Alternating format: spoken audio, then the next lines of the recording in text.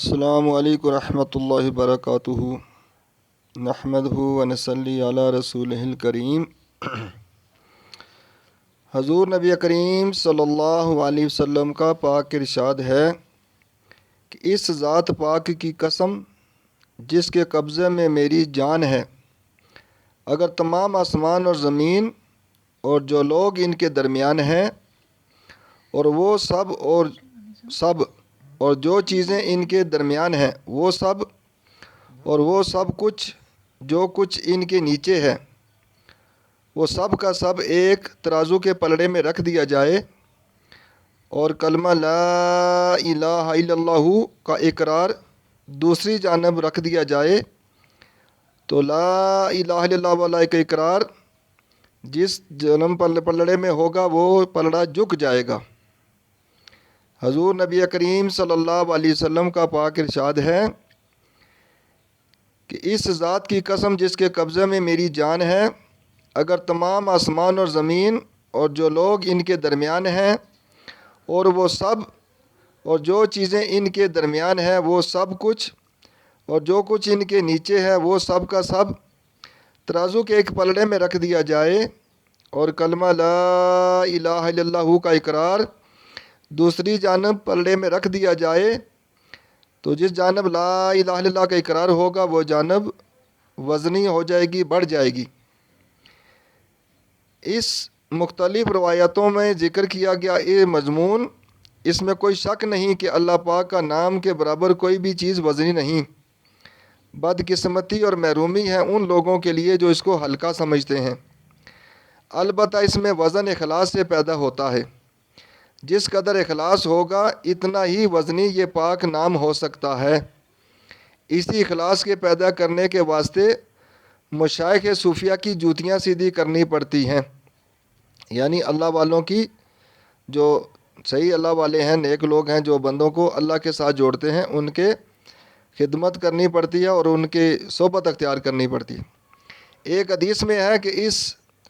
پاک ارشاد نبی صلی اللہ علیہ وسلم سے پہلے ایک اور ارشاد ہے جس میں یہ مذکور ہے کہ حضور نبی کریم صلی اللہ علیہ وسلم نے فرمایا کہ میت کو لا الہ الا اللہ کی تلقین کیا کرو، یعنی جب آدمی کا وفات کا وقت قریب ہو تو اس کے قریب بیٹھ کر زور زور سے کلمہ لا الہ الا اللہ پڑھنا چاہیے، اور مرنے والے کو نہیں کہنا چاہیے کہ آپ کلمہ پڑھو، کیونکہ وہ موت کی سختی میں ہوتا ہے، خدا نخواستہ ایسا نہ وہ انکار کر دے۔ اس لیے اس کے پاس بیٹھ کر گھر والے رشتہ دار سارے خود بخود زور زور سے کلمہ پڑھے تاکہ ان کو سن کر وہ بھی کلمہ پڑھ لے۔ جو شخص مرتے وقت اس پاک کلمے کو کہتا ہے یا پڑھ لیتا ہے تو اس کے لیے جنت واجب ہو جاتی ہے۔ صحابہ کرام رضی اللہ اجمعین نے عرض کیا، یا رسول اللہ صلی اللہ علیہ وسلم، کوئی بندہ اگر تندرستی اور صحت کی حالت میں کہے، حضور صلی اللہ علیہ وسلم نے فرمایا پھر تو اور بھی زیادہ جنت کو واجب کرنے والا ہے۔ تو کلمہ لا الہ الا اللہ محمد رسول اللہ کا اقرار کثرت کے ساتھ کرتے رہنا چاہیے۔ حضور نبی کریم صلی اللہ علیہ وسلم نے اپنے صحابہ رضی اجمعین سے فرمایا کہ لا الہ الا اللہ کا اقرار کثرت کے ساتھ کرتے رہا کرو، قبل اس کے کہ ایسا وقت آ جائے تم اس کلمے کو کہنا چاہو اور کہہ نہ سکو، یعنی خدا نخواستہ ایسا نہ ہو کہ اچانک موت عائل ہو جائے کلمہ پڑھنے کا موقع نہ ملے۔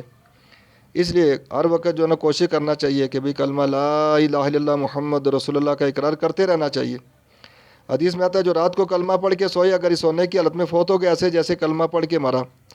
اور جو صبح اٹھ کے کلمہ پڑھے گا اگر دن کو فوت ہو گیا تو ایسے جیسے کلمہ پڑھ کے مرا۔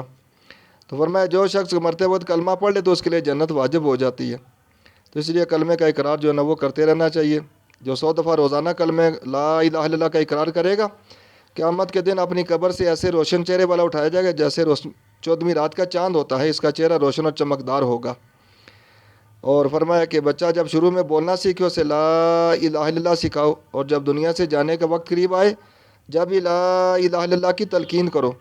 جس شخص نے شروع میں جب بولا تھا لا الہ الا اللہ پڑھ لیا اور جب دنیا سے جانے کا وقت ہوا اس وقت لا الہ الا اللہ محمد رسول اللہ پڑھ لیا، فرمایا اگر 1000 سال بھی دنیا میں زندہ رہا تو کسی گناہ کے بارے میں مطالبہ نہیں کیا جائے گا۔ اس لیے کوشش کرنا چاہیے کہ ہر وقت کلمے کا اقرار کرتے رہنا چاہیے، کلمہ پڑھتے رہنا چاہیے، اور کلمے کی دوسروں کو دعوت بھی دے۔ فرمایا جو کلمے کے ساتھ دوسروں کو دعوت دے گا اور کلمے والی زندگی گزارے گا، کلمے کے نیچے زندگی، تو انشاءاللہ وہ مرتے وقت اللہ اس کو کلمہ نصیب فرمائیں گے۔ اللہ مجھے اور آپ کو دنیا میں بھی اور مرتے وقت یہ کلمہ پڑھنے کی توفیق عطا فرمائے، آمین۔